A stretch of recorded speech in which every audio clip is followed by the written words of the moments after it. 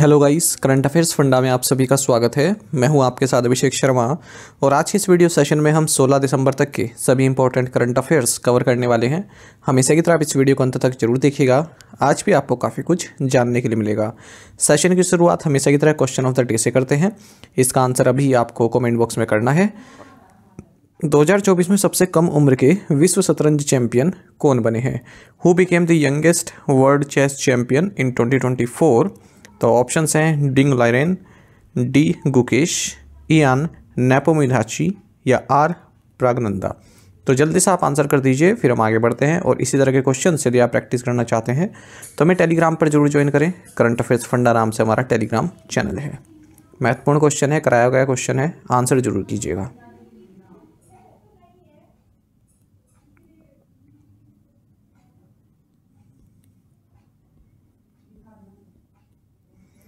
Where was the first India Maritime Heritage Conclave held?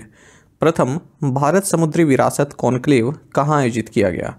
Options आपके सामने हैं। सही आंसर ऑप्शन डी है, न्यू दिल्ली। देखिए, first India maritime heritage conclave जो कि ministry of ports and shipping and waterways द्वारा ऑर्गेनाइज किया गया है न्यू दिल्ली में। इस कॉन्क्लेव का थीम रहा towards understanding India's position in global maritime history. इसमें भी बताया गया है कि भारत की जो मैरीटाइम बाउंड्री है ये 7500 किलोमीटर की एक कोस्ट लाइन तक फैली हुई है। 13 मेजर पोर्ट्स हैं भारत में, 200 नॉन मेजर पोर्ट्स हैं। और ministry of ports shipping and waterways national maritime heritage complex को भी डेवलप कर रहा है लोथल में। जो एंशियंट हड़प्पन सिविलाइजेशन है उनमें से एक प्रोमिनेंट सिटी लोथल रहा है। President Droupadi Murmu honoured the army chief of which country with the title of honorary general of the Indian army? राष्ट्रपति द्रौपदी मुर्मू ने किस देश की सेना के प्रमुख को भारतीय सेना के मानद जनरल की उपाधि से सम्मानित किया है? ऑप्शंस आपके सामने हैं। सही आंसर ऑप्शन ए है, Nepal. President of India Droupadi Murmu ने जो chief of the army staff Nepal army है सुप्रबल जनेश्वर श्री जनरल अशोक राज सिकदेल, इन्हें राष्ट्रपति भवन में honorary rank of general of the Indian army से सम्मानित किया है। ये सम्मान इन्हें दिया गया है क्योंकि इन्होंने जो भारत के साथ अपने फ्रेंडली एसोसिएशन है उनको आगे बढ़ाया है। Which social activist from India has been included in the BBC's 100 Women list for 2024? भारत की किस सामाजिक कार्यकर्ता को BBC की 2024 की 100 महिलाओं की सूची में शामिल किया गया है? सही आंसर ऑप्शन बी है, अरुणा रॉय।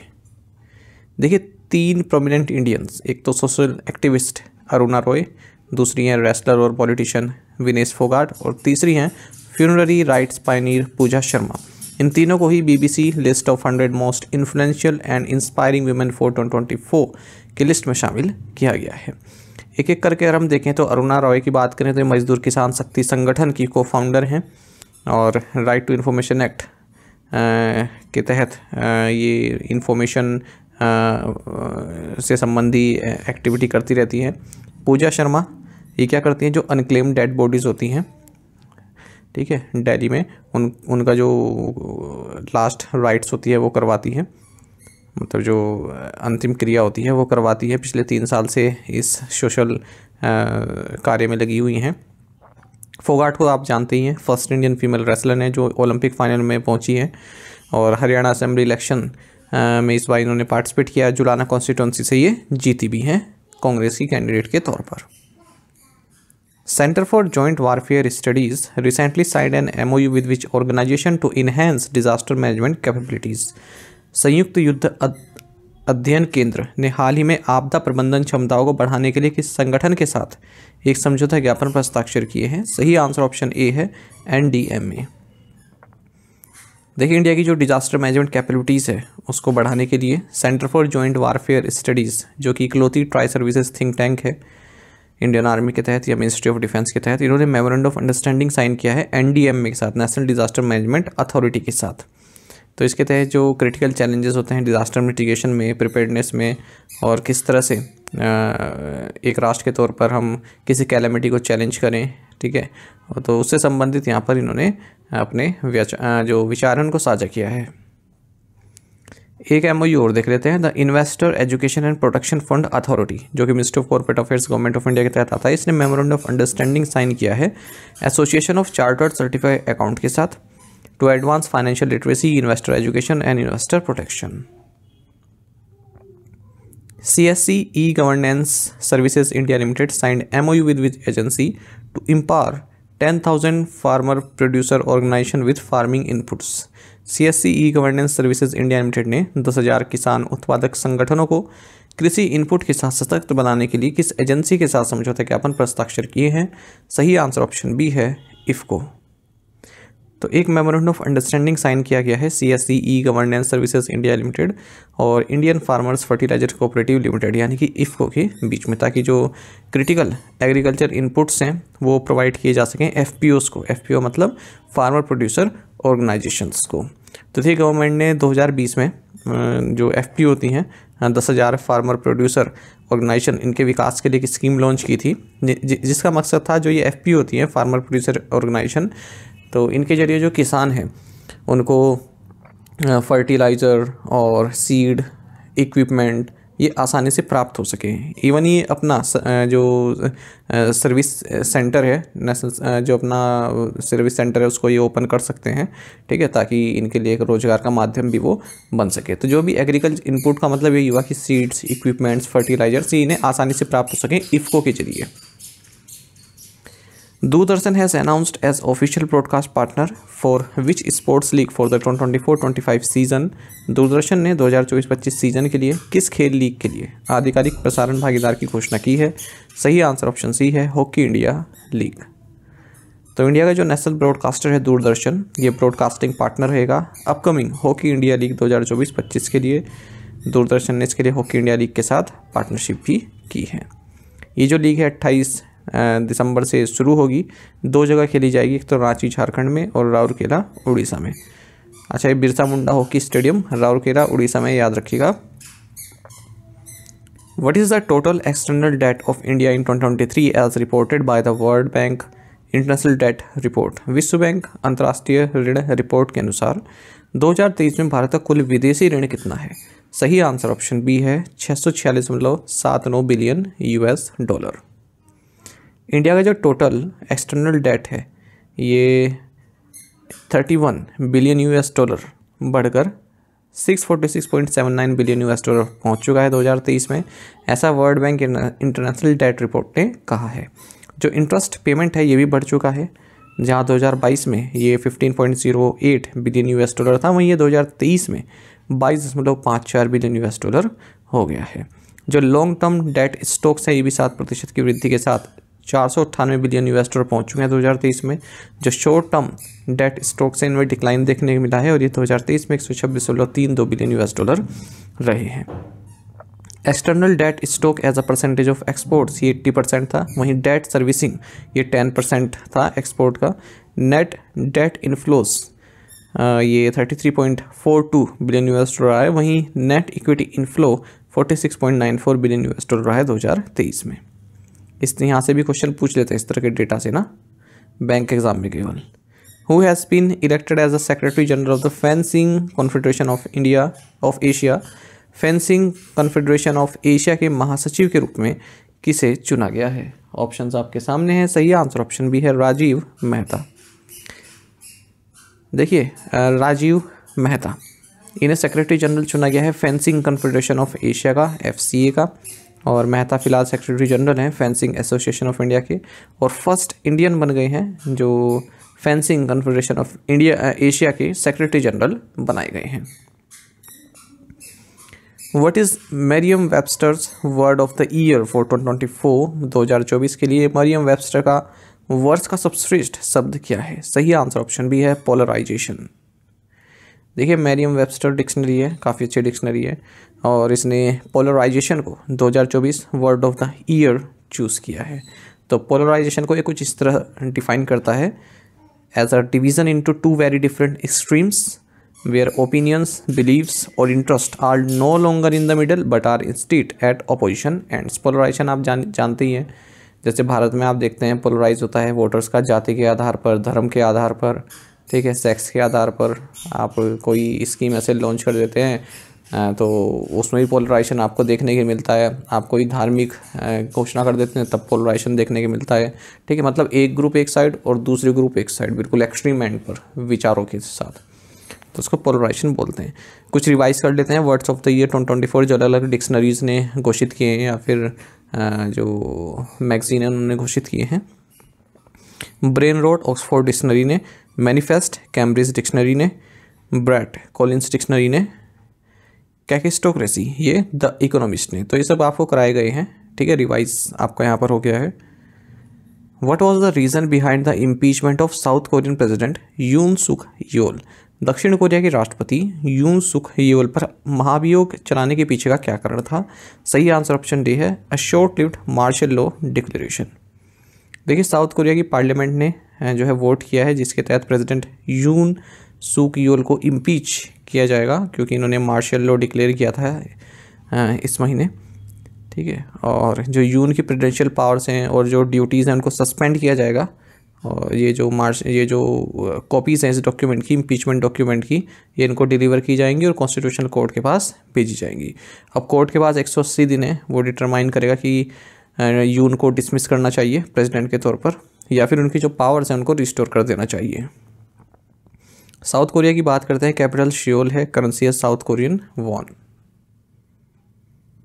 आगे बढ़ने से पहले मैं आपको ये बता दूं कि नवंबर की जो करंट अफेयर्स फाइल्स है हमारी, जिसमें डिटेल एक्सप्लेनेशन भी रहता है 500 MCQ वाला, तो उसमें अगर आप पेज नंबर 116 देखेंगे तो ये क्वेश्चन है, ज्योति सुरेखा वेनम और अभिषेक शर्मा किस खेल से संबंधित हैं?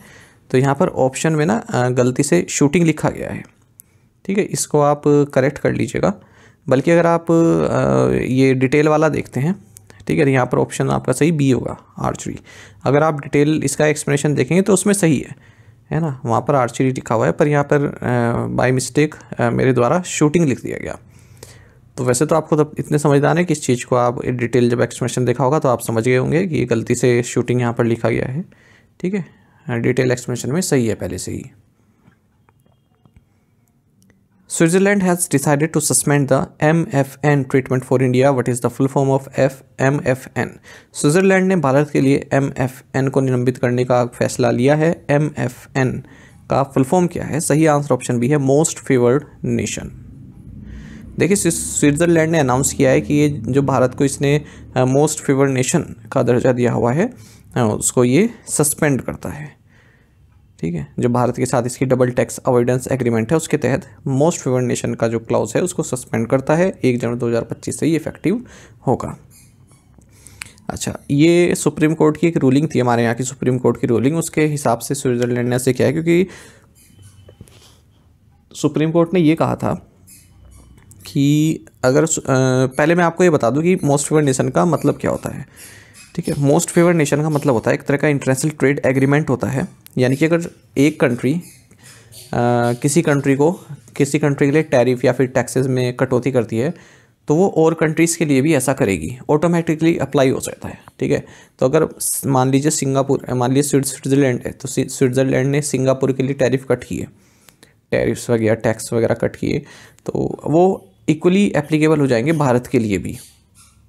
ठीक है, अगर भारत के साथ मोस्ट फेवर्ड नेशन का स्टेटस भारत को प्राप्त है स्विट्ज़रलैंड से। ठीक है, इसको बोलते हैं। तो अब यहाँ पर सुप्रीम कोर्ट ने देखिए एक रूलिंग दी थी, उसने कहा था कि जो मोस्ट फेवर्ड नेशन या फिर डबल टैक्स अवॉइडेंस एग्रीमेंट है, ठीक है, ये भारत में तब तक लागू नहीं होगा जब तक भारत इसे अपने इनकम टैक्स एक्ट में नोटिफाई ना कर दे।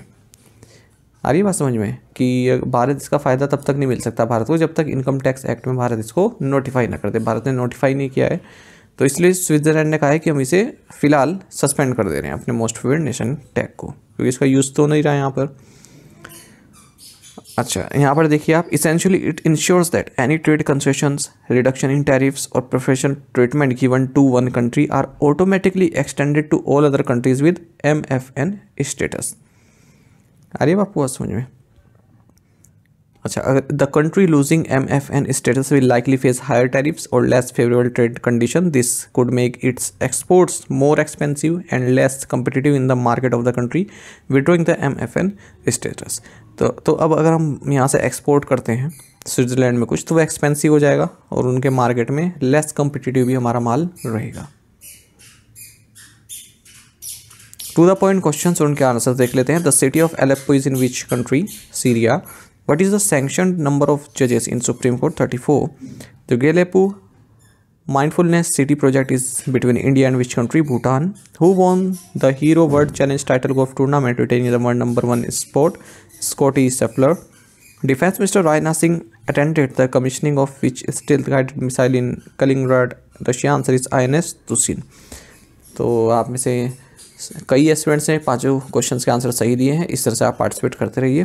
देखिए जो 17 दिसंबर है उसको क्लास नहीं आएगी क्योंकि मैं अवेलेबल नहीं रहूँगा, और आज भी क्वेश्चन इसलिए कम लिए हैं क्योंकि मुझको निकलना है कहीं के लिए, तो उस समय इतना नहीं था तो मैं इतने क्वेश्चन बना पाया। ठीक है, और 18 को क्लास आएगी। 18 को भी क्वेश्चन कम रहेंगे, 10 या 11 क्वेश्चन रहेंगे। फिर 19 से हम अपनी फुल कैपेसिटी के साथ कार्य करेंगे। टू द पॉइंट क्वेश्चन देख लेते हैं, इनका आंसर आपको अभी कमेंट बॉक्स में करना है। Name India's 57 tiger reserve. There are have many Ramsar sites in India. Which actor has been appointed brand ambassador of cash-free payments? India is home to how many UNESCO World Heritage Sites, including cultural, natural, and mixed locations? How many days does a proposal of a no confidence motion take to be admitted in the Rajya Sabha for discussion? इन पांचों questions के answer आपको comment box में करने हैं। यदि एक question का answer भी आपको आता है तो भी आप हमें कमेंट बॉक्स में बताइएगा। ज़्यादा से ज़्यादा संख्या में पार्टिसिपेट करने की आप कोशिश किया कीजिए। बैंकिंग अवेयरनेस कोर्स हमारा कंप्लीट अवेलेबल है करंट अफेयर्स फंडा ऐप पर, जिसमें हमने 30 वीडियो लेक्चर्स और 30 PDFs के साथ complete banking awareness, Indian economy के की कंसेप्ट्स और इंश्योरेंस सेक्टर कंप्लीट कवर किया हुआ है। डेमो लेक्चर्स देखना चाहते हैं वो भी आपको मिल जाएंगे हमारी करंट अफेयर्स फंडा ऐप पर। उससे आपको एक आइडिया लग जाए किस तरह कंटेंट हम आपको प्रोवाइड कर रहे हैं। तो न केवल आपके बैंकिंग मेंस एग्जाम, बल्कि अगर आप इंटरव्यू भी देते हैं बैंक का तो वहाँ पर भी बैंकिंग अवेयरनेस आपसे पूछी जाती है, तो सब कुछ आपका इसी कोर्स से कवर हो जाएगा। ऊपर नंबर भी दिया गया है, कस्टमर केयर नंबर, इस पर आप कॉल कर सकते हैं कोई भी जानकारी प्राप्त करना चाहते हैं 8448169188 पर। यदि आप हमारे daily current affairs PDF, weekly PDF, monthly PDF और हर महीने के banking and economic awareness PDF चाहते हैं तो करंट अफेयर्स फंडा का 1 ईयर मेंबरशिप प्लान आप ज्वाइन कर सकते हैं, जिसका लिंक आपको वीडियो के डिस्क्रिप्शन में या फिर फर्स्ट कमेंट में मिल जाएगा। आपको बता दें इस 1 ईयर मेंबरशिप प्लान के तहत जितना भी मेरा PDF कंटेंट है वो आपको 1 साल तक के लिए प्रोवाइड कराते हैं, जिसे आप डाउनलोड कर सकते हैं, प्रिंट आउट भी निकलवा सकते हैं। इसके लिए चाहे तो आप करंट अफेयर्स फंडा ऐप को यूज़ कर सकते हैं या फिर अपने लैपटॉप या सिस्टम की मदद से वेब लॉगिन भी कर सकते हैं। कोई भी आपका एग्जाम हो, banking, SSC, railway, state PCS का, जहाँ पर भी आपके करंट अफेयर्स पूछे जाते हैं, सभी एग्जाम्स के लिए हमारे PDF कंटेंट काफ़ी यूज़फुल है। इसमें आपको कैटेगरी वाइज क्विज भी प्रोवाइड कराते हैं। तो एक बार अगर आपने हमारे करंट अफेयर्स पढ़ लिए, उनके बाद इन क्विज को अटैम्प्ट किया, तो यकीन मानिए आपका करंट अफेयर्स सेक्शन काफ़ी स्ट्रॉन्ग हो जाएगा, काफ़ी अच्छा आप स्कोर कर पाएंगे अपने आने वाले एग्जाम में। तो लिंक वीडियो के डिस्क्रिप्शन में या फिर फर्स्ट कमेंट में आपको मिल जाएगा, वहाँ से आप कोर्स बाय कर सकते हैं। ये हमारा कस्टमर केयर नंबर है 8448169188, इस पर व्हाट्सएप भी करें या फिर कॉल करके भी जानकारी प्राप्त कर सकते हैं किसी भी कोर्स के बारे में। साथ ही हमें टेलीग्राम पर ज्वाइन करें, करंट अफेयर्स फंडा नाम से हमारा टेलीग्राम चैनल है। Thank you guys.